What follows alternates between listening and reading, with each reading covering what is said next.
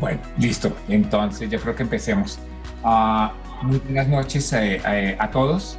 Les quiero comentar que desde el capítulo central de la Sociedad Colombiana de Cardiología hemos estado trabajando activamente en crear estas reuniones interinstitucionales en las cuales lo que se pretende es presentar casos clínicos que nos enseñen, que nos hayan puesto unos retos con respecto bien sea al abordaje diagnóstico o al abordaje terapéutico, y intentamos invitar expertos en algunos de los temas que tocamos para que nos den su opinión y poder tener una visión global de lo que queremos hablar. Esta noche nuestro invitado especial es el Hospital San José, y la que va a moderar la sesión es la doctora Lorena Montes. Lorena es médica internista, es médica cardióloga del Hospital San José y del Instituto Nacional de Cancerología, y actualmente hace su máster en cardio-oncología. Entonces, bienvenida Lorena, muchas gracias por tu colaboración y de verdad muchas gracias a todos los panelistas que esta noche nos acompañan. Muchísimas gracias, doctor Líbano, y a la Sociedad Colombiana de Cardiología por invitarnos. Que se repita, por favor.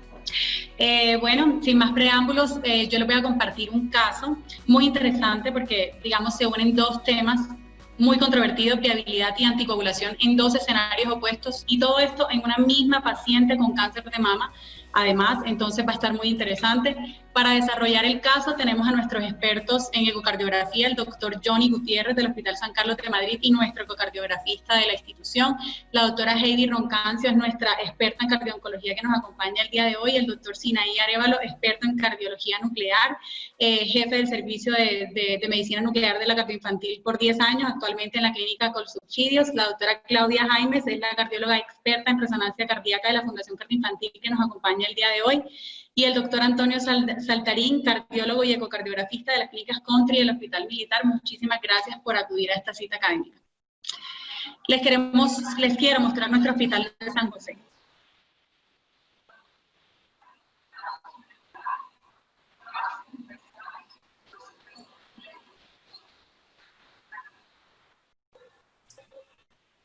No tiene sonido.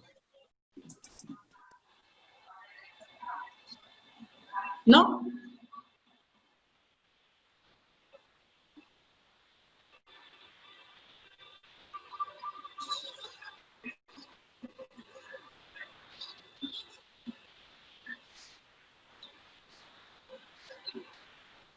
Bueno, este es nuestro hospital. Sean bienvenidos siempre.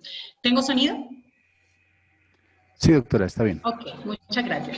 Entonces, sin más preámbulos, mujer de 67 años de edad, consulta por un cuadro de disnea de 3 semanas de evolución. Este cuadro inicia 10 días posterior al primer ciclo de quimioterapia para cáncer de mama. Estos síntomas los manifiesta en la consulta externa de oncología, y este servicio la deriva a urgencias por este cuadro y porque encuentran unos datos de sobrecarga al examen físico. La paciente es hipertensa, con SAOS, madre y hermana diabéticas, hermanos con infarto agudo al miocardio como antecedentes, desconociendo la edad de cuando se presentaron, y como antecedente oncológico, una adenosea infiltrante ductal de mama. Importante que los estudios de extensión son negativos, con un estadio más o menos 2B, o sea, no es mal pronóstico, con un ER2 negativo, con un ecocardiograma extrainstitucional previo a la quimioterapia, con una FEBI del 63%. Por ser extrainstitucional no contamos con las imágenes. Oncología, con esta histología, decide iniciar quimioterapia con doxorubicina a dosis de 60 miligramos por metro cuadrado para una primera dosis de quimioterapia de 100 miligramos el primer día y ciclofosfamida 100 miligramos el primer día. Al ingreso, la paciente presenta este electrocardiograma. Como pueden ver, una necrosis anteroseptal y además un hemibloqueo anterosuperior izquierdo con extrasístoles aisladas. Y la radiografía de tórax, un derrame pleural bilateral de predominio derecho con datos de sobrecarga. Ese patrón de vidrio esmerilado fue interpretado por nuestro equipo de radiología de San José como hallazgos más sugestivos de sobrecarga y no de COVID. Medicina interna, el servicio tratante por este cuadro de disnea y un paciente con antecedente de cáncer, pues lo enfoca como un tromboembolismo pulmonar y solicita entonces un angiotac de tórax, evidenciando en la flecha amarilla la enfermedad tromboembólica de la rama para el lóbulo inferior derecho, y en la flecha roja la rama para el segmento posterior del lóbulo inferior izquierdo. En concordancia con eso, realizan estudios de extensión, ecocardiograma, Para valorar cavidades derechas, estimar PSAP, el doctor Johnny nos va a colaborar con las imágenes. Bueno, aquí tenemos un eje apical de 4 cámaras en el que se ve un ventrículo izquierdo dilatado, una aurícula igualmente dilatado, y en el extremo apical, en el segmento apical del septum inferior, una imagen que parece ser un trombo laminar organizado. Siguiente.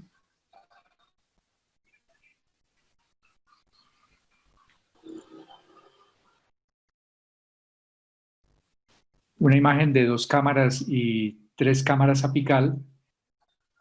Perdón, ese es el 5 cámaras color, están como confundidas, en el que se ve en el extremo apical de la cara inferior, ahí pues por supuesto la imagen de una aquinesia completa de todos los segmentos apicales y la imagen del trombo apical laminar organizada con una base de implantación amplia.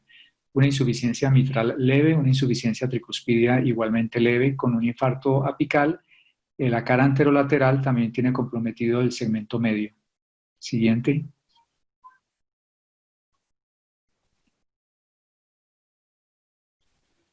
El 3 cámaras apical con la insuficiencia mitral y la aquinesia de los segmentos medio del septum anterior y apical de la cara inferolateral. Siguiente. Este es el strain que se le realizó a la paciente, un strain de menos 9.3. Se trata entonces de una paciente con una miocardiopatía isquémica dilatada por volúmenes, con un infarto apical extenso que compromete los segmentos medios también de la cara anterior y anterolateral y con un trombo apical organizado de aspecto laminar. Bueno, entonces tenemos una paciente con una enfermedad tromboembólica pulmonar, una paciente con cáncer de mama. Sin embargo, este tromboembolismo pulmonar no explica la disfunción del ventrículo izquierdo y pues había tenido un ciclo de quimioterapia cercano a esto, ¿no? Entonces nos cabe la duda de si realmente con un solo ciclo de doxorubicina y ciclofosfamida sea posible que con esa dosis única la causa sea cardiotoxicidad. La experta en cardiooncología, la doctora Heidi, nos va a colaborar. Buenas noches. Bueno, pues la respuesta en este caso es sí es posible, pero es una respuesta que requiere un profundo análisis porque el riesgo de falla cardíaca o miocarditis con dosis bajas de antraciclina, como esta dosis de 60 miligramos sobre metro cuadrado, o dosis baja de ciclofosfamida, realmente está por debajo del 2%.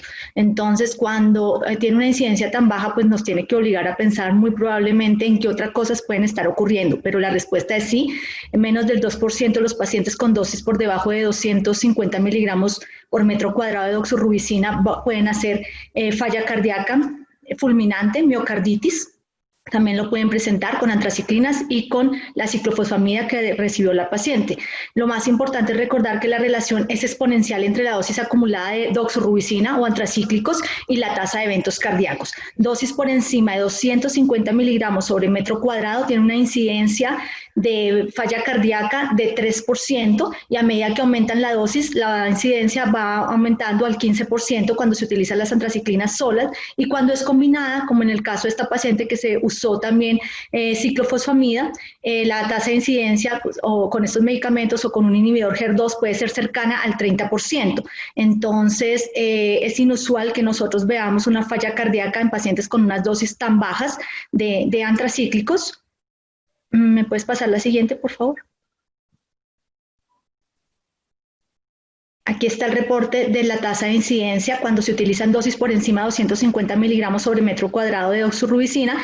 Está entre el 3% a 15% y cuando se asocia a otro medicamento como un inhibidor HER2, trastuzumab, 26%. Con agentes alquilantes como la ciclofosfamida, la incidencia está cercana al 7 al 28% y también hay reportados casos agudos con una incidencia por debajo del 2%.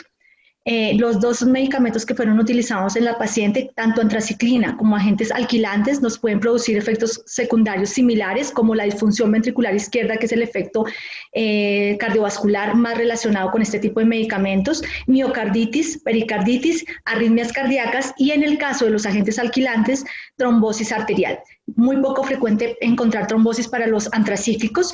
Para los agentes alquilantes se describe trombosis y eventos arteriales en un 7% de los pacientes. Esas trombosis o estos eventos arteriales suelen ser más de tipo B, perdón. La tipo A es relacionada con aterosclerosis, que está más relacionada con medicamentos como inhibidores de tirosinquinasa que aceleran la aterosclerosis.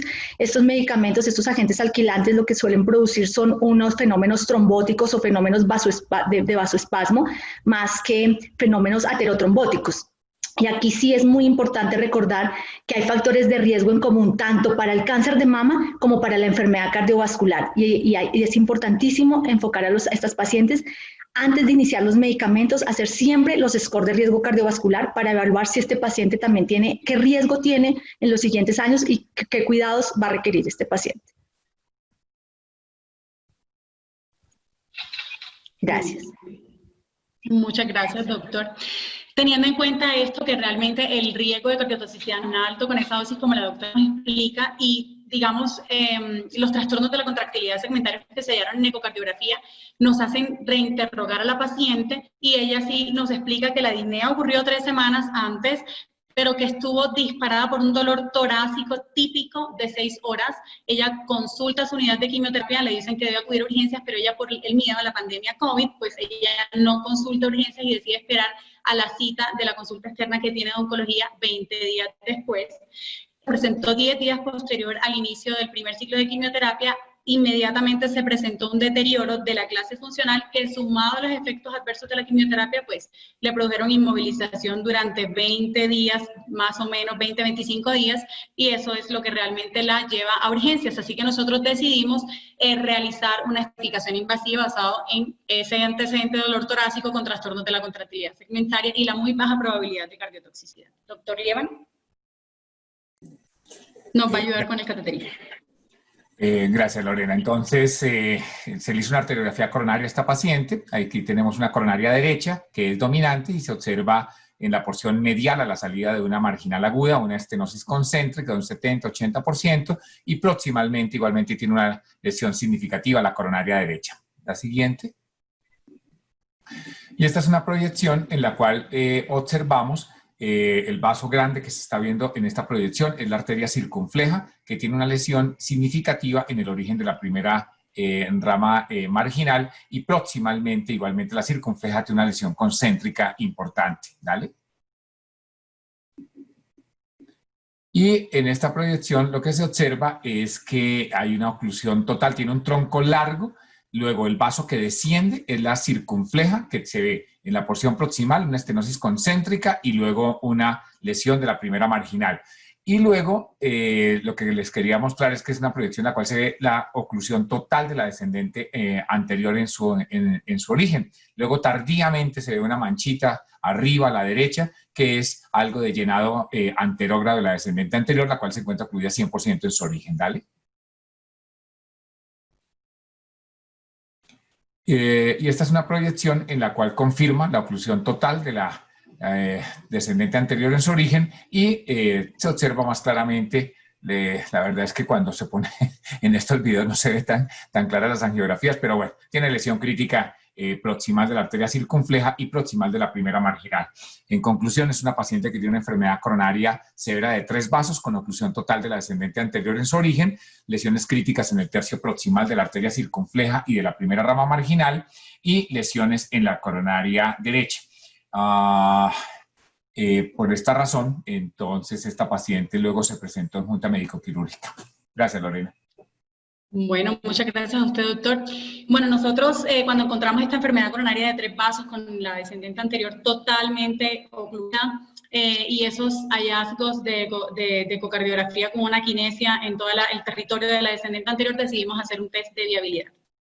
Entonces, digamos que en nuestra institución afortunadamente contamos con las distintas técnicas para valorar viabilidad, contamos con medicina nuclear, básicamente con SPECT por tecnesio, y contamos con ecocardiografía por estrés y con resonancia cardíaca. Entonces quisiera con los invitados tratar de dilucidar cómo utilizamos esas herramientas cuando tenemos esas disponibles, cuándo sí, cuándo no, cuáles son las bondades y desventajas de cada una. Vamos a empezar con el doctor Sinaí Arévalo, experto en cardiología nuclear. ¿Cuáles son, digamos, las técnicas de medicina nuclear para valorar viabilidad? Muy buenas noches, muchísimas gracias por invitarme y evidentemente si quieres colocar las diapositivas, creo que vale la pena hacer un recorrido y decirle solamente que la viabilidad miocárdica es un concepto y es un concepto que aparece después de que hay una injuria y una lesión y quiere uno trabajarla. La siguiente, por favor. Y de ahí regálame la otra, por favor.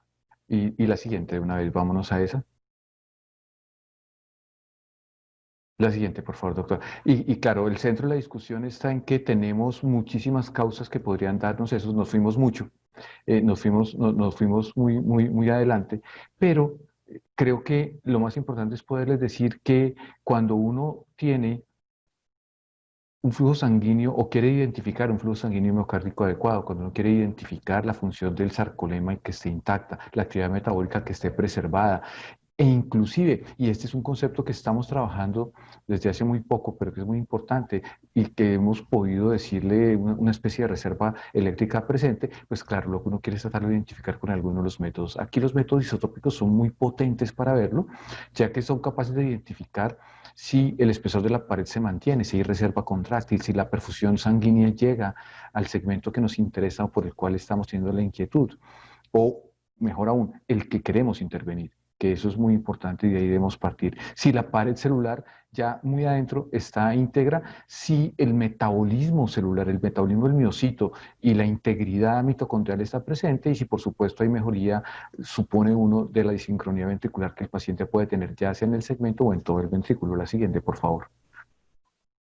Con eso, entonces, tenemos muchas posibilidades y por eso he pedido que me regalen un poquito más del tiempo usual, porque es muy importante tener presente que tenemos 3 tipos de pruebas con las cuales podemos abordar esto. La primera, la gammagrafía con talio 201, la segunda, la gammagrafía miocárdica con Sestamibi, pero la cual tenemos que sincronizar con el gatillado, con el latido del corazón, con el QRS y hacer además tomografía y por supuesto la PET con 18F flúor de oxiglucosa.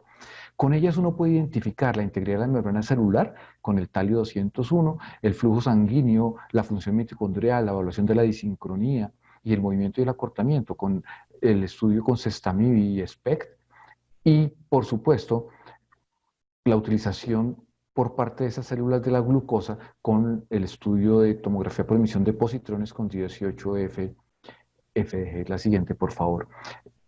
Eso nos dice que tenemos muchas herramientas para poder trabajar. El talio 201, y hablemos un poquitico del abuelo de todos, el que nos abrió la mirada a esto, el que nos hace entenderlo, es específicamente el talio 201, que no solamente nos permite hablar la perfusión, sino la integridad de la membrana. Al comportarse y al ser identificado, mostraron la integridad de la bomba de sodio-potasio. Miren ustedes esas flechas que están ahí, es un estudio con talio normal, como el que hacíamos hace mucho tiempo, en donde la región inferior y la región septal baja no tiene ningún tipo de captación, pero se espera un tiempo, se mira lo que llamamos en aquel entonces la redistribución y vemos cómo de forma tardía aparece captación. Eso significa que en un primer paso las células no aparecían con ningún tipo de viabilidad, comillas, pero de forma tardía aparece. Es una lesión donde hay células o miocitos vivos. La siguiente, por favor. Y fácil de interpretar, sin mayor problema, la siguiente. En la siguiente imagen, otro caso también con talio, miren las flechitas azules, en la anterior están las flechitas azules, también estaba el defecto, después era la redistribución como llenaba. Y este es un caso donde, miren las líneas, están señalando simplemente la cara anterior sin captación en el reposo y sin captación en la redistribución. Nos está diciendo que efectivamente la parte de la bomba no está funcionando y tenemos, pues no hay viabilidad. La siguiente, por favor. Nuestro caballito de batalla es el Sestamibi. Y el Sestamibi, en el cual podemos nosotros evaluar la perfusión, la integridad de la membrana, la integridad mitocondrial y la sincronía electromecánica de los segmentos, la sincronía electromecánica del corazón, pues digo yo es el caballito de batalla porque lo usamos todos los días. De las pruebas junto con el CT que crecen y crecen y crecen, ese es el mundo por la facilidad, la confiabilidad, los costos y la alta certeza, y sobre todo el impacto que tiene sobre las decisiones de los doctores. Esa es una prueba donde simplemente estamos viendo en la fase de reposo una zona de hipoperfusión de la cara inferior que en la fase, perdón, en el estrés vemos eso y que después en el reposo se ve completamente bien. Ustedes están acostumbrados a verlas y tenemos una isquemia, y esto es lo que usamos normalmente. Regálame la siguiente. En la siguiente vamos a mirar cómo lo que tenemos es un defecto de captación que compromete la cara anterior y la punta del corazón, que se ve tanto en estrés como en reposo, y es el que calificamos y decimos no hay ningún tipo de captación, es una necrosis o es una cicatriz, y es el que nos dice qué podemos hacer para poderlo evaluar y qué miramos con ellos, con esta prueba. Pues con esta prueba evaluamos si se acorta, si no se acorta, si se mueve bien y si capta o no. Aquí introducimos un concepto muy interesante y es la imagen de superreposo o reposo intervenido con nitratos. ¿Qué es lo que hacemos? Le damos al paciente dinitrato de isosorbide y le hacemos una imagen de reposo adicional, donde efectivamente podemos encontrar que se favorece la entrada de Cestamib a la célula y podemos identificar la perfusión. Regálame la siguiente, por favor, y así podemos calificar estas zonas de estos defectos, si tienen o no tienen viabilidad con un rendimiento diagnóstico altísimo. Y mire lo que tenemos. En la línea de arriba, ustedes ven un defecto de captación que compromete la región anteroapical. Lo vemos en los 3 cortes, las flechas lo están señalando, y hacemos el famoso superreposo o la prueba el reposo intervenido con nitratos, donde vemos cómo hay captación tardía. Ahí lo que estamos haciendo es la identificación fácil de viabilidad miocárdica, o sea, una zona susceptible de ser intervenida. Y aquí quiero detenerme para decirles que el concepto de viabilidad también es un concepto político y de orden público, en el sentido que nos ayuda a soportar, a justificar y a racionalizar los costos de inversión de tanto paciente que requiere o no requiere una intervención. De ahí que, Steve, quédate envuelto donde estás. Regálame la siguiente, por favor. El siguiente es, por supuesto, la PET, y todos gran emoción por la PET, pero miren que ya tenemos una herramienta que nos funciona muy bien, que es la perfusión miocárdica, que la tenemos en casi todos los servicios, que estamos acostumbrados a las imágenes, y que si nos acostumbramos también a cuando nos encontramos y hacemos primero el estrés y encontramos un defecto, y después hacemos el reposo intervenido con nitratos, pues nos va a dar un rendimiento fantástico, como vamos a mostrar ahora más adelante algunas cifras. La PET nos va a identificar el metabolismo celular. ¿Y cuál es el chiste del diagnóstico? Que tenemos el defecto de captación que existe en la perfusión miocárdica, punto. Con él nos vamos a la PET. ¿Y qué esperamos? Que el metabolismo de la glucosa se ha identificado con el flúor de oxiglucosa. O sea, que el defecto que teníamos de captación llene o nos muestre metabolismo. Regálame y mirémoslo en una imagen que es mucho más sencillo. Una sola pasada de una foto.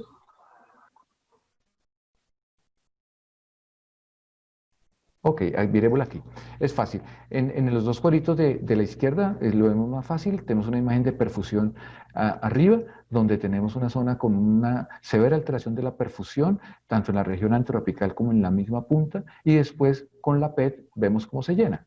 Aquí, mientras que en la imagen completa que tenemos a la derecha, tenemos también en la línea superior las imágenes de perfusión con una alteración anterior y lateral, que después en la intervención de la PET, vemos cómo se llena. Es el ejemplo de mismatch o alteración que muestra perfusión anormal y después flúor de oxiglucosa o estudio metabólico que muestra metabolismo. Por supuesto que es la prueba reina para encontrar viabilidad. Lo que sucede es que pues, no está en muchas partes y probablemente los costos pueden tener algún lío. Miren, aquí el ejemplo es mucho más fácil de verlo, tanto en los mapas polares, nos permite la cuantificación, nos permite ver la motilidad, podemos encontrar fracción de eyección, podemos ver acortamiento, y miren el defecto que hay en la cara anterior en este caso, como después, anterior y lateral, como después se llena.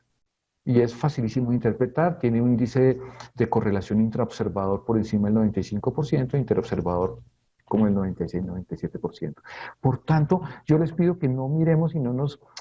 Hoy cuando queremos ver las decisiones, el impacto sobre las decisiones de los doctores, no trabajamos con sensibilidad y especificidad, sino si 2 pruebas son igualmente buenas, si 3 pruebas son igualmente buenas, miremos cuál es el impacto. Regálame la siguiente. El impacto sobre las decisiones de los doctores. Y en este caso, tal vez son los valores predictivos los que nos van a ayudar más, porque los valores predictivos nos van a ayudar a tomar decisiones. Miren ustedes que cuando ya nos olvidamos de la sensibilidad y especificidad y nos vamos al valor predictivo, tanto positivo como negativo, nos damos cuenta como la imagen naranja de la PET, pues es la que toma distancia de todos, ¿cierto? Muy cerquita se le viene el eco porque, por supuesto, el eco no se equivoca. Si el eco ve el movimiento, el eco conducta, mira, el movimiento, pues indudablemente está vivo, ¿cierto? Pero miren el desenlace y el desempeño de lo que les decía de perfusión miocárdica o de la gammagrafía con tecnesio 99 Sestamibi. Se ve bastante bien, la tenemos todo el tiempo y ayuda a tomar decisiones de manera muy fácil. Por tanto, tal vez esto nos va a ayudar a que la usemos mucho más y podamos racionalizar esos recursos escasos que, por supuesto, hoy, inclusive en época de pandemia, hemos visto cómo están en este sistema de salud. La siguiente, por favor. En ese orden de ideas, estaría uno mirando que no solamente tienen las pruebas de medicina nuclear la posibilidad de encontrar esos cambios celulares, de permitirnos direccionar y tomar decisiones para ver a quién revascularizamos o no de manera racional, pero de manera racional significa siendo certeros en el paciente que le va a ir bien, pero no necesariamente que cambien todos los parámetros funcionales, sino algunos, o por lo menos que detenga la remodelación, que ya produce muchos problemas. La seguridad es toda, el nivel de radiación es bastante razonable, no se ha demostrado que produce ningún daño, es confortable la prueba, tiene unos costos que se pueden manejar, está en el sistema y por supuesto no hay ningún problema para eso. Ya más adelante podemos otra vez mirar esas bondades. Muchas gracias, doctor Sina. Y entonces, digamos que para, concretarle aquí a la audiencia, el PET siendo un poco más sensible, digamos, con entonces, por lo tanto, mejor valor predictivo negativo, que es decir, cuando me reporta un paciente no viable, es con mucha probabilidad que realmente no me va a mejorar la función cardíaca después de revascularizarlo. Entre el SPECT, que es un poco menos sensible, yo puedo estar tranquila para elegir cualquiera de los dos, ya que el PET no lo tengo tan disponible de manera amplia en todas las instituciones. Por supuesto. Y la recomendación, la recomendación que uno debe tener es efectivamente, si el paciente tiene disfunción ventricular, enfermedad coronaria y una lesión o un defecto que yo quiero identificar y que además es revascularizable, fíjense que los criterios deben reunirse. Tengo el problema, tengo el defecto y puedo revascularizarlo. O como dirían los niños, quiero, puedo y no me da miedo. Si el paciente tiene angina, pues se revasculariza, por supuesto. Pero si no, deberíamos plantear la posibilidad de hacer primero un SPECT y llevarlo. Si no hay viabilidad, pues se considera otra cosa, ¿cierto? Manejo médico, trasplante, asistencia ventricular, contrapulsación. Ya hay muchas alternativas que ustedes conocen mucho mejor que yo. Pero si la perfusión, el estudio de reposo con Sestamibi nos dice que tiene viabilidad, adelante. Con toda certeza podemos ir muy bien. Ok, muchas gracias, doctor. Doctor Johnny, usted como experto en ecocardiografía, digamos que el ecocardiograma estrés con respecto a medicina nuclear, bondades y desventajas. Bueno, pues para tratar de responder así de puntual como es la pregunta, ya se habló pues de forma muy extensa con respecto a los aspectos fisiopatológicos que se evalúan por parte de la medicina nuclear en el desarrollo del estudio para viabilidad. En el ecocardiograma quedan otros dos grandes factores que se deben evaluar en ese contexto, que son la contractilidad, o sea, la reserva contráctil y el espesor de la pared, que son dos marcadores de viabilidad que igualmente se pueden detectar con cardioresonancia con estrés. Los estudios, de pronto, los pacientes que han sido sometidos en mayor cantidad de estudios para viabilidad, de pronto están en estos dos grupos de pruebas diagnósticas de las que se han hablado en este momento, medicina nuclear y ecocardiografía con estrés, es donde está el mayor número de pacientes. De hecho, los análisis retrospectivos y los grandes metaanálisis dan cuenta de una gran cantidad de pacientes con estas dos pruebas de viabilidad, que como ustedes ven tiene una sensibilidad para el ecoestrés ligeramente menor que la prueba de medicina nuclear, pero una especificidad mucho mayor con un valor predictivo positivo mayor también. En el ecocardiograma, ¿qué es lo que buscamos básicamente? Detectar qué parte de ese miocardio que ha sufrido un fenómeno isquémico o un aturdimiento se encuentra aún viable y susceptible de, en el contexto de un paciente con una falla cardíaca, como es este caso, con una fracción de eyección deprimida, porque vamos a hablar puntualmente del caso que se está presentando, puede haberse beneficiado de detectar algún grado de viabilidad en ese tejido que ampliamente parece estar comprometido por ese severo enfermedad de tres vasos, más aún con una DA completamente obstruida. En el protocolo que buscamos, lo que nos da más especificidad para detectar viabilidad en el ecocardiograma con estrés es la respuesta dual.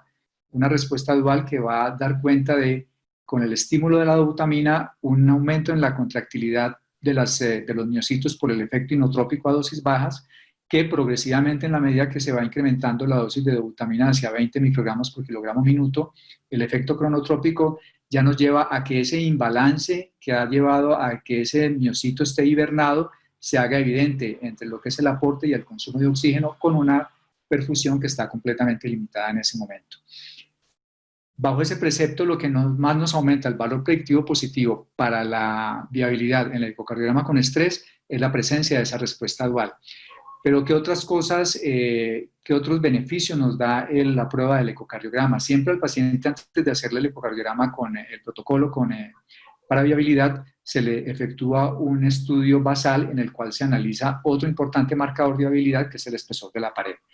Ya hay muchos estudios y muchos reportes que dan cuenta sobre una disminución del espesor de la pared menor o igual a 5 milímetros en un tejido, en una pared que presenta trastornos de contractilidad con acinesia o disinesia, que ese tejido tiene muy poca probabilidad de ser viable. De igual manera, en ese estudio basal, evaluamos lo que son los volúmenes. Es claro que la incidencia de un volumen de fin de sístole mayor de 100 mililitros por metro cuadrado de superficie corporal, volumen indexado, da cuenta de una gran cantidad de eventos adversos, menor sobrevida, y si a eso se le suman otras comorbilidades como la diabetes, son pacientes que continua y recurrentemente van a entrar en falla cardíaca de difícil respuesta aún al manejo médico óptimo, cuando tienen esos volúmenes de fin de sístole por encima de 100 mililitros por metro cuadrado de superficie corporal. Hay otros factores que podemos evaluar previamente y en el transcurso del ecocardiograma con estrés que nos ayudan a determinar también favorabilidad para que ese paciente pueda o no tener viabilidad.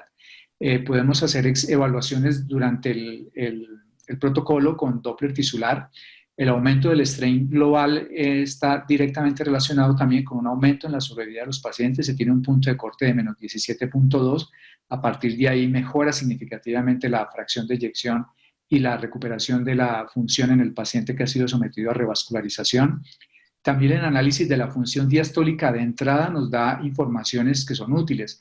Un paciente que tiene una disfunción diastólica ya tipo 3 o una 4 irreversible, sumado a todos esos aspectos que ya hemos mencionado, también nos va llevando a que es un paciente que de pronto, enfocándonos en este caso puntual que se ha presentado, que tiene muy poca posibilidad de tener territorio viable en esa zona que está cinética, en esos segmentos que vimos de un infarto apical extenso con compromiso de los segmentos apicales y medios de las caras, sobre todo anterior y anterolateral.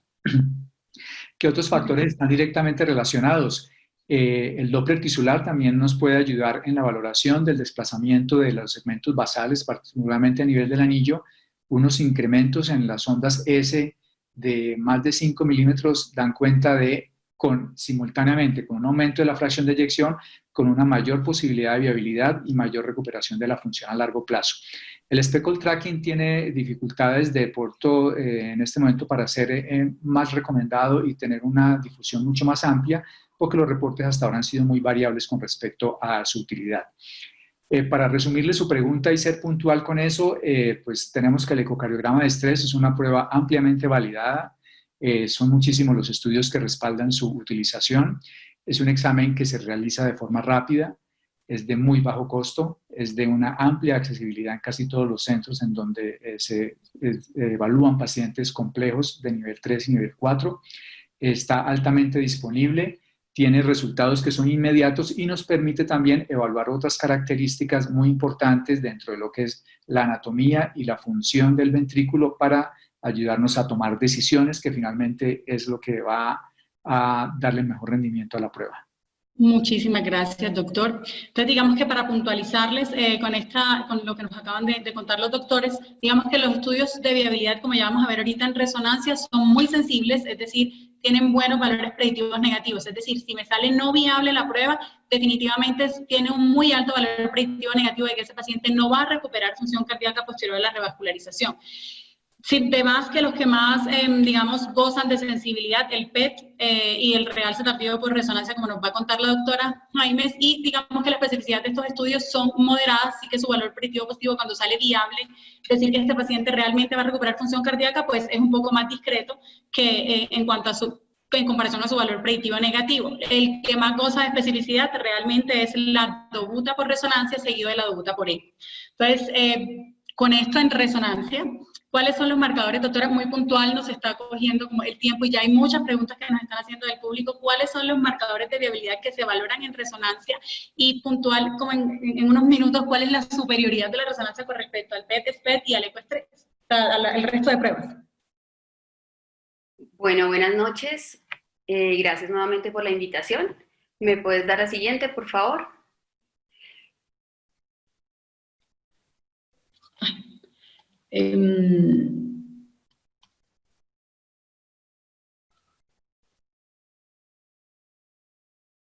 Doctora. ¿Sí? Sí, no hay diapositivas suyas. Ok, bueno. Entonces, los tres parámetros que utilizamos en resonancia cardíaca para evaluar la viabilidad son básicamente, en primera instancia, el grosor de la pared. Entonces, como vivimos en ecocardiografía, en resonancia también era un parámetro que se tenía muy en cuenta hasta hace unos años, que era que territorios con un espesor de pared menor a 5.5 milímetros se consideran no viables. Sin embargo, es importante saber que el adelgazamiento de la pared no solo ocurre por cicatrización del tejido, sino también ocurre cuando hay isquemia muy severa. Y por eso es un parámetro que no debe ser tomado de manera independiente o como único a la hora de evaluar o decir que un territorio es viable o no viable. Cuenta con baja especificidad, debido a que es una variable solo estructural y no nos va a dar información sobre los cambios funcionales de ese territorio, y por eso es un parámetro que no utilizamos mucho. Tenemos el segundo parámetro, lástima que no sé por qué no están las diapositivas, pero el segundo parámetro es el parámetro del realce tardío, y básicamente lo que hacemos con ese parámetro es evaluar qué tan comprometida está la pared en esas secuencias de realce tardío. El doctor Kim, desde hace ya varios años, hacia el año 2000, publicó un artículo en donde pudo demostrar cómo el realce, la cantidad de realce en la pared era inversamente proporcional a la posibilidad de recuperación de ese territorio. De tal forma que un miocardio con un realce de menos del 25% de transmuralidad tenía una posibilidad de recuperarse de más del 90%, y si ese realce comprometía más del 75% de la pared, tenía una posibilidad de recuperación después de la revascularización menor al 10%. Este es el parámetro que más cuenta, que mayor sensibilidad nos aporta en cuanto a la resonancia, y ya tenemos entonces el tercer parámetro, que es la evaluación de la reserva contráctil, que al igual que lo hacemos con ecocardiografía, en resonancia también se puede hacer entonces con dosis bajas de dobutamina, 5 microgramos kilogramo minuto, en el que buscamos demostrar engrosamiento del territorio que estamos evaluando. Y ese aspecto en resonancia entonces nos va a aportar incluso mayor especificidad. Entonces digamos que lo que después se vio era que uniendo esos dos parámetros, la evaluación de la transmuralidad del realce junto con la evaluación de la reserva contráctil, era probablemente la mejor combinación en resonancia. Ahora, respecto a la segunda pregunta que me haces de la superioridad de la resonancia con respecto a las otras técnicas, definitivamente si lo ponemos a comparar con eco, la gran ventaja de la resonancia es su excelente resolución espacial, que nos permite evaluar de manera muy clara todos los territorios. No tenemos las limitaciones de la ventana acústica que tenemos en ecocardiografía. De igual manera, las secuencias de caracterización tisular, y pues más en este caso, la secuencia de realce tardío de la mano del gadolinio, nos van a permitir delimitar de manera muy precisa el infarto, definir si es un infarto subendocárdico, si es un infarto transmural, y como les dije, les estaba hablando en las secuencias de realce tardío, ver y establecer qué tanto está afectado el espesor de esa pared, si es menor del 25%, si es menor del 75%, para así definir la viabilidad. Entonces, en cuanto a eco, más que todo la resolución espacial y la posibilidad de hacer la caracterización tisular. En cuanto al SPECT, la ventaja que tiene la resonancia también, nuevamente, es su excelente resolución espacial, que nos alcanza a detectar infartos de 1 a 3 milímetros. El SPECT puede perder algunos infartos subendocárdicos que sí puede detectar la resonancia cardíaca. Y con el PET sí competimos de igual a igual, casi que en sensibilidad y especificidad vamos muy a la par, y realmente es, digamos, como que nuestra mayor competencia. Muchísimas gracias, doctora. Ok, nosotros en la institución decidimos realizarle un ecocardiograma estrés. Doctor Johnny, digamos en 30 segunditos lo más importante de estas imágenes. Muy bien, en el extremo superior izquierdo tenemos el estudio basal. Es muy similar a lo que ya se describió, un infarto apical extenso con compromiso del segmento medio y apical, como ven, de la cara anterolateral y medio y apical del septum inferior. En el extremo apical se ve en la zona cinética un infarto, un trombo laminar. No recuerdo las medidas exactamente, pero era un trombo organizado con una base de implantación amplia. No se ve ningún cambio durante el esquema de dosis bajas de dobutamina. El paciente no presentó ni mejoría en la fase inicial ni deterioro en la fase final. Este es el plano de 2 cámaras donde se ve lo mismo. Allá en el extremo apical de la cara inferior se ve el trombo laminar y la cara anterior se ve todo el tiempo durante la infusión con los mismos cambios de aquinesia apicales y medios. Entonces, con esto hasta acá tenemos una paciente con un tromboembolismo pulmonar que lo vamos a dejar en el tintero porque está estable, y digamos que nos vamos a concentrar en esta enfermedad arterial coronaria severa, 3 vasos, ocluida total, la descendente anterior sin viabilidad, o sea, no tiene viabilidad la paciente, tiene una disfunción del ventrículo izquierdo con una FEV severamente disminuida, menor al 35%, y no tenemos viabilidad en ese territorio.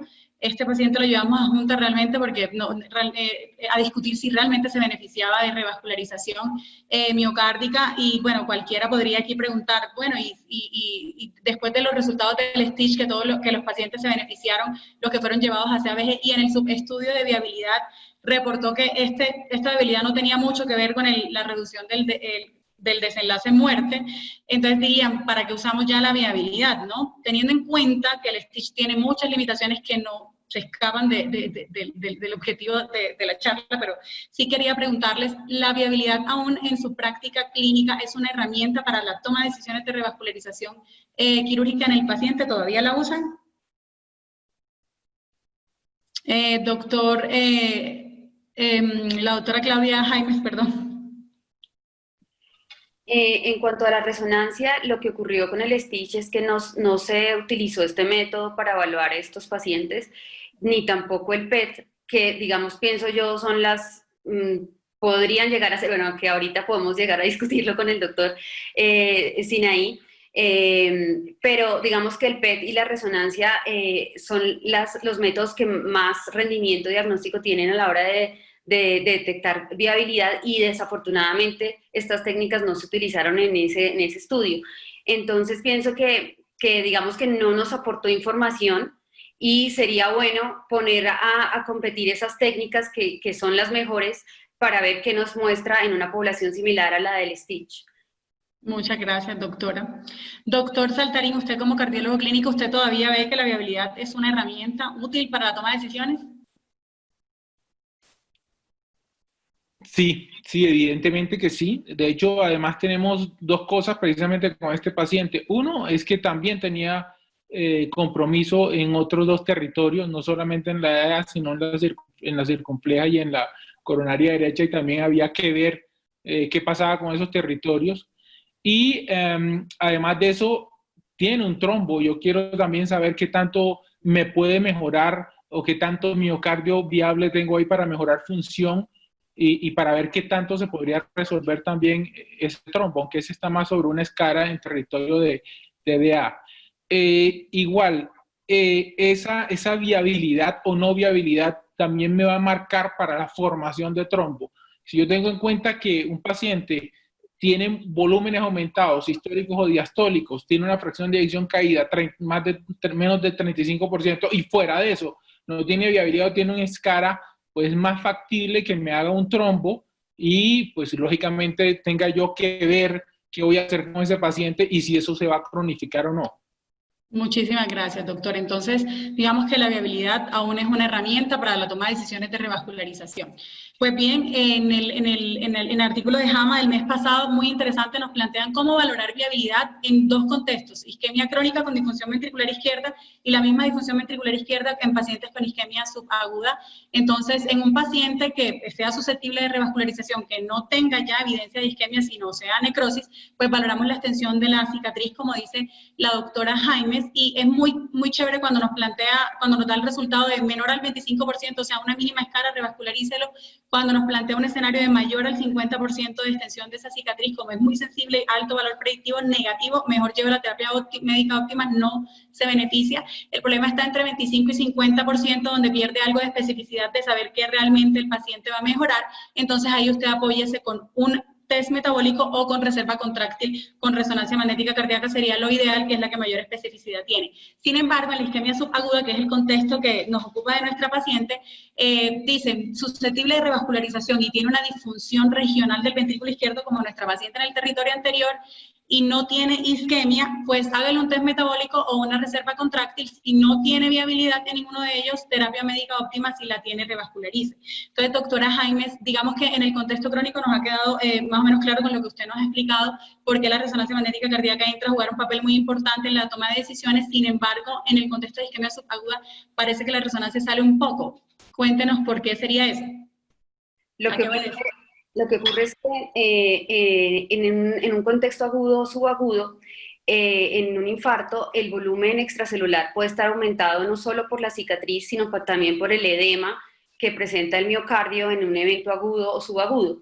Entonces, en estos casos, el realce tardío que vamos a ver puede estar sobreestimando esa cicatriz, y esa cicatriz va a recogerse, va a disminuirse al cabo de unas semanas o meses, y ese sí va a ser realmente el infarto real del paciente.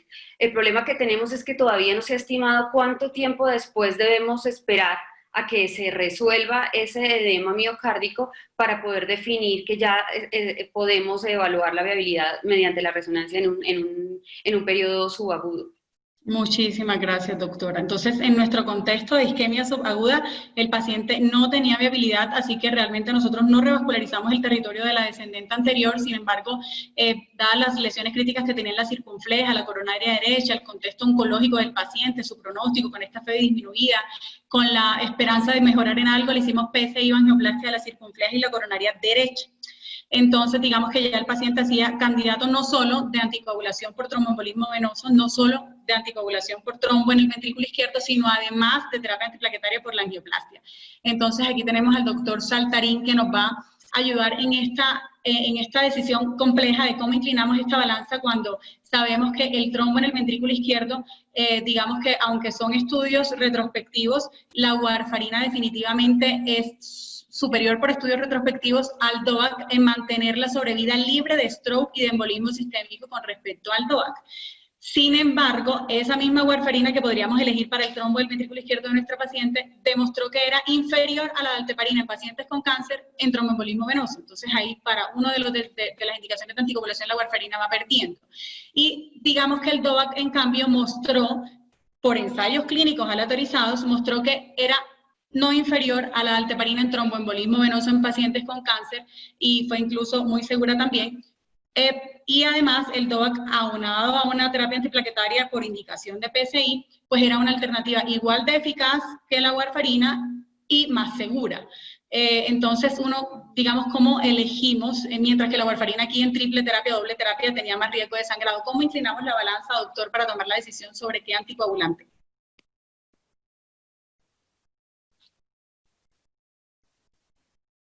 Doctor Saltarín.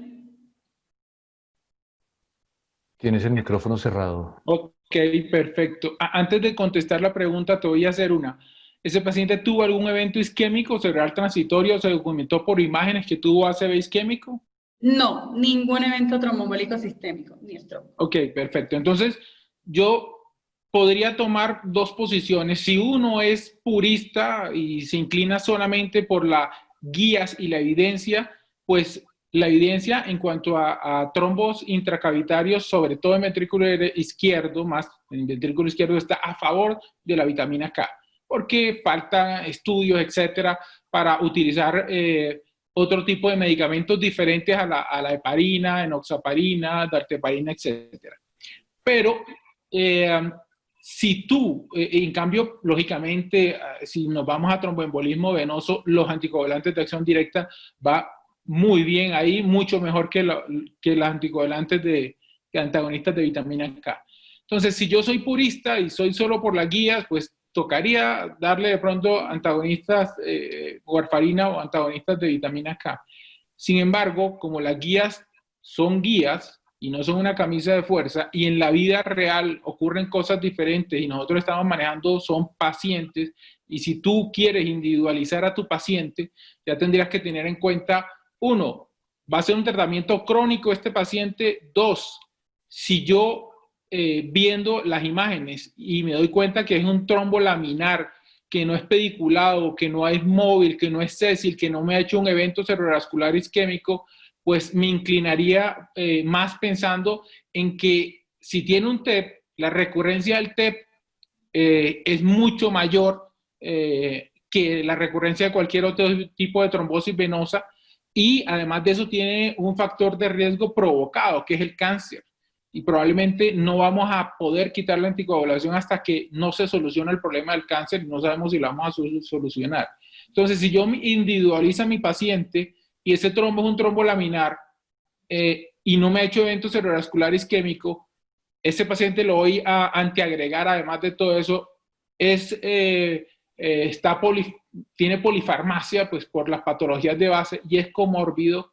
Es posible que tenga yo, pensando en él y hablando con el paciente y con la familia, pueda tener la posibilidad de hacer tratamiento también con anticoagulantes de acción directa. Casi todos los estudios que hay o que había son estudios retrospectivos, algunos de casos clínicos, etcétera, pero precisamente este año, hace poco, y en este mes, el 3 de agosto, se publicó un estudio, en julio, en el European Journal de Farmacoterapia Cardiovascular, en donde se comparó, es un estudio del Reino Unido, del Dr. Jones, un grande, 2.328 pacientes, y los siguieron buscando los pacientes que me iban a hacer trombo intraventricular. El 4.3% lo hicieron. De esos 101 pacientes se dividieron casi la mitad, un 50%, 58% se fueron para tratamiento con warfarina, y el otro porcentaje para anticoagulantes de acción directa. Pues resulta que en este estudio, que ya es observacional, prospectivo, el trombo se disolvió con los pacientes que estaban tomando anticoagulantes de acción directa en el 82% de los pacientes al año. En cambio, los que estaban con warfarina apenas el 64%. Entonces, es una indicación off-label, pero si hay que individualizar al paciente, es algo para tener en cuenta. Se utilizaron los 3 anticoagulantes de acción directa en ese estudio, así que podría yo también pensar, hablando con el paciente y poniéndome en este caso específico, que podría utilizar anticoagulantes de acción directa si pienso que es un trombolaminar, y si estoy pensando mucho más que tengo que proteger de una recurrencia de un tromboembolismo pulmonar en un paciente que tiene un cáncer de base. Muchas gracias, doctor Saltarín. Nosotros hicimos, a grosso modo, el mismo análisis dentro de los parámetros ecocardiográficos, y los predictores de qué tan alto riesgo embolígeno tenía este trombo, pues era bajo, así que decidimos proteger a la paciente de las recurrencias de tromboembolismo venoso y además darle una mejor seguridad con respecto al sangrado con la terapia dual antiplaquetaria, así que lo dejamos con apixaban más clopidogrel, y en el control de la semana pasada, o hace 2 semanitas, la paciente ya no tenía trombo intracavitario. Al final nosotros dejamos entonces a esta paciente con PCI de la circunfleja y la coronaria derecha, apixaban más clopidogrel. Este es el ecocardiograma control como se los mostré, con un strain global que no mejoró, menos 9.2%, una FEBI igual, 24-25% de fracción de eyección del ventrículo izquierdo. Sin embargo, los volúmenes se habían mejorado, el volumen de fin de sístole de 104 a 74, probablemente como resultado también de la terapia médica, que eso también impacta en un pronóstico mejor con la terapia médica óptima. Entonces, digamos que para tomar unas conclusiones bien corticas de todo lo que nos han dicho nuestros expertos y dar paso a las preguntas, digamos que con respecto a la viabilidad, la mayoría de los test de viabilidad son muy sensibles, pero poco específicos, por lo tanto, su mayor aporte es cuando reportan no viabilidad con respecto a no recuperación de la función cardíaca. Los más sensibles, sin lugar a dudas, PET y el realce tardío de gadolinio por resonancia, y los más específicos, reserva contráctil por resonancia, y en segundo lugar, por ecoestrés. El uso combinado entonces de ese realce tardío muy sensible y reserva contratipo en resonancia muy específico sería como el combo ideal, sin embargo no tiene estudios grandes prospectivos para predecir desenlaces a muy largo plazo como muerte, infarto, etcétera. Además, el uso limitado de la resonancia por costos, no amplia disponibilidad en todas las instituciones, técnicamente requiere más complejidad. Por último, la plausibilidad biológica de uso de viabilidad definitivamente existe, digamos que a veces uno no entiende cómo es la relación de la fisiopatología y cuando vamos a ver en los ensayos clínicos no se demuestra, pero digamos que hay que tener en cuenta que ninguno de los estudios prospectivos soportan el uso de viabilidad como única herramienta, pero tampoco tienen el diseño metodológico adecuado para desaconsejar el uso de la viabilidad para la toma de decisiones de revascularización cardíaca. Entonces, esta decisión de revascularizar al paciente no debe basarse en un único parámetro, sino que idealmente en este enfoque multimodal, combinando los mejores valores predictivos, negativo y positivo, de estas imágenes, y no solo multimodal, sino multiparamétrico, y teniendo en cuenta volúmenes de fin de sístole, que también son predictores, comorbilidades del paciente, etcétera. O sea, una decisión multidisciplinaria. Y con respecto a anticoagulación, pues el trombo del ventrículo izquierdo, digamos que la terapia en el trombo sigue siendo, digamos, un poco controvertido, pero la warfarina sigue siendo hasta ahora la terapia de elección para prevención de stroke y de embolia sistémica, basado en estudios retrospectivos. En pacientes con cáncer, los DOAC ya son una alternativa no solamente segura, sino también efectiva, no inferior a las heparinas para el manejo de tromboembolismo venoso, basado en ensayos clínicos aleatorizados, lógicamente con algunas diferencias entre uno y otro DOAC. La terapia dual DOAC más un antiplaquetario es hoy por hoy la alternativa más segura e igual de eficaz que la warfarina en pacientes con PCI y una indicación de anticoagulación, y esto también por ensayos clínicos aleatorizados que ya conocemos. Y por último, cuando dos indicaciones en un mismo paciente orientan a terapias anticoagulantes distintas, pues la decisión será como la hemos tomado ahorita, con los expertos multidisciplinaria, balanceando el riesgo hemorrágico y el beneficio isquémico que le quiero brindar a mi paciente para tomar la mejor decisión. Por último, los dejo con una imagen de nuestra familia en San José. Somos una familia y cuando nos podíamos reunir antes de la pandemia, esperando con muchas ganas que podamos volverlos a hacer y que en sus instituciones sean una familia también como nosotros, como la nuestra, tan bonita. Muchísimas gracias a todos por su asistencia. Vamos a empezar con las preguntas, si les parece, porque tenemos ya unos últimos 5 minuticos para contestarlas. ¿Qué tan cierto es la no utilidad de las pruebas de viabilidad a nivel de la visualización de la pared lateral? Doctor Johnny. Bueno, puntualmente en lo que respecta al ecocardiograma, como se mencionó, la limitante que tiene el eco es una ventana subóptima, pero esa ventana subóptima puede estar en cualquier segmento, ¿no?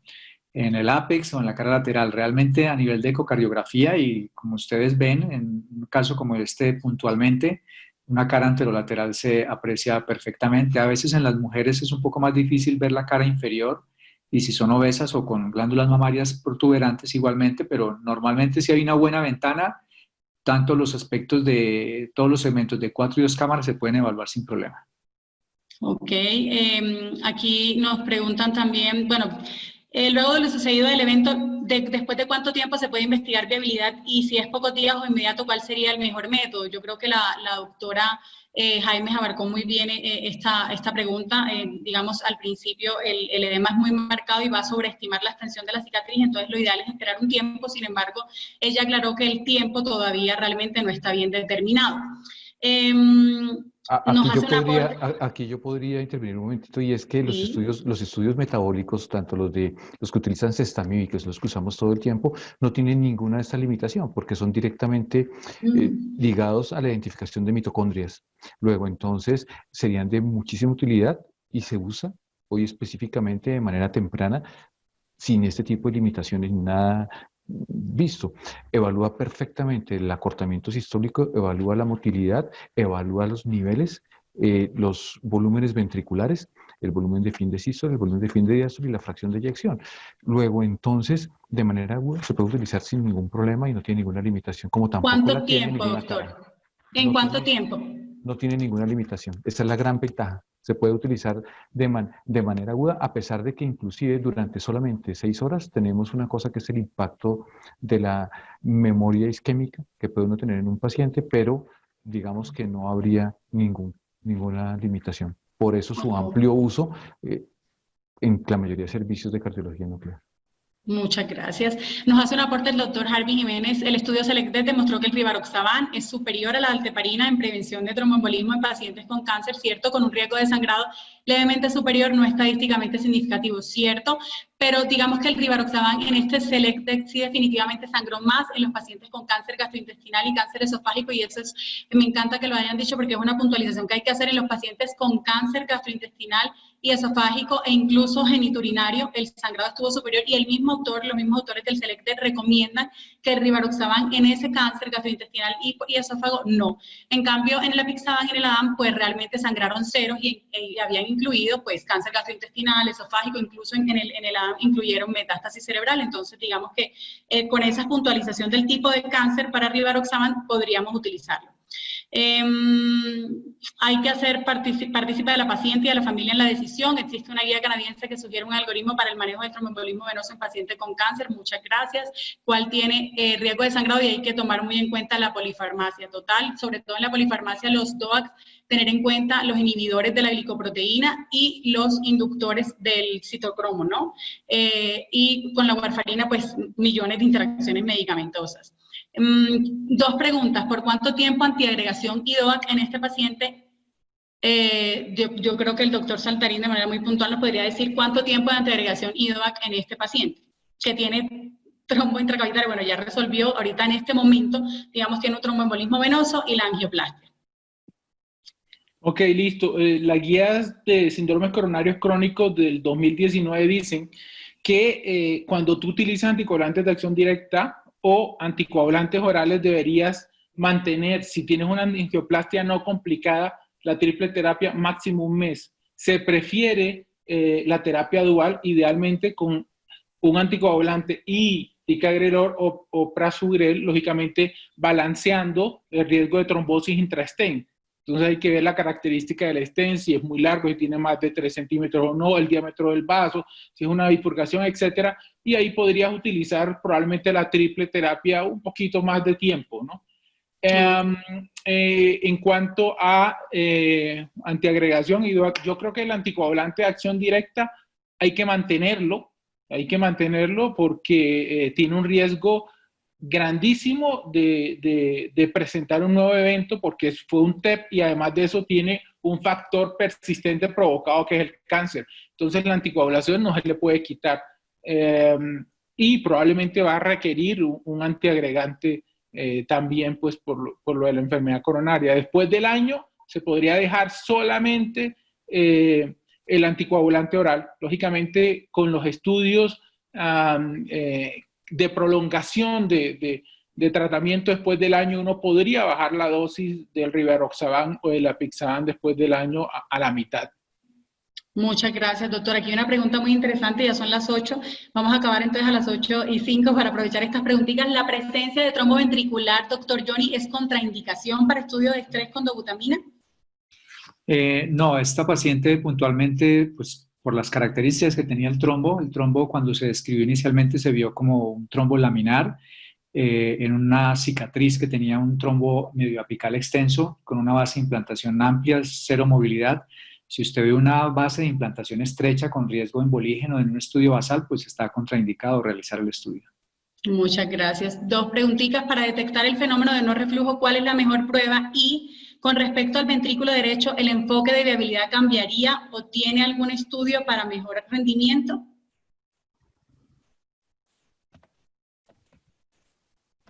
Digamos que la resonancia cardíaca, la obstrucción microvascular que podemos evaluar con la resonancia cardíaca sería la representación del fenómeno de no reflujo, y esa obstrucción microvascular la podemos ver en las secuencias de realce tardío y las vamos a ver como unas zonas parcheadas, digamos moteadas dentro de ese blanco brillante que es la cicatriz.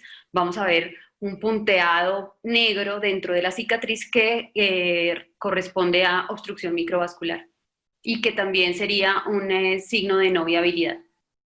¿Y el ventrículo derecho, doctora? Esa pregunta no la entendí bien. Dice, con respecto al ventrículo derecho, ¿el enfoque de viabilidad cambia o tiene algún estudio como específico para el ventrículo derecho? Para mejorar el rendimiento. En infarto del ventrículo derecho, supongo.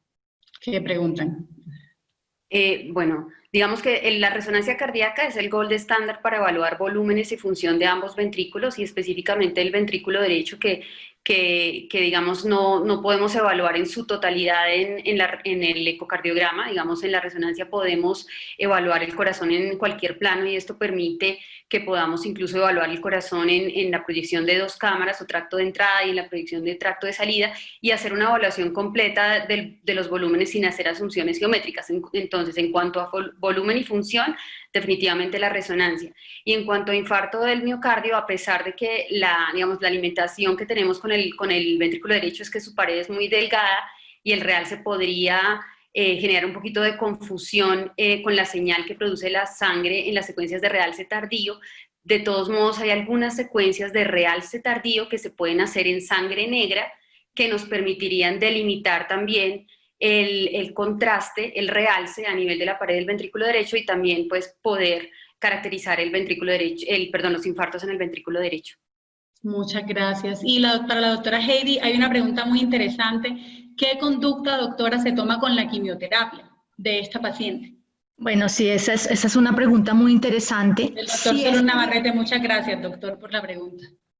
Gracias. Adelante, Si este evento aterosclerótico, este evento de infarto agudo de miocardio hubiese sido relacionado con cardiotoxicidad, como hubiese pasado con un inhibidor de tirosinquinasa, por ejemplo, muy probablemente que sí se asocia con este tipo de enfermedad, es obligatorio y es mandatorio retirar el medicamento y retirar la quimioterapia.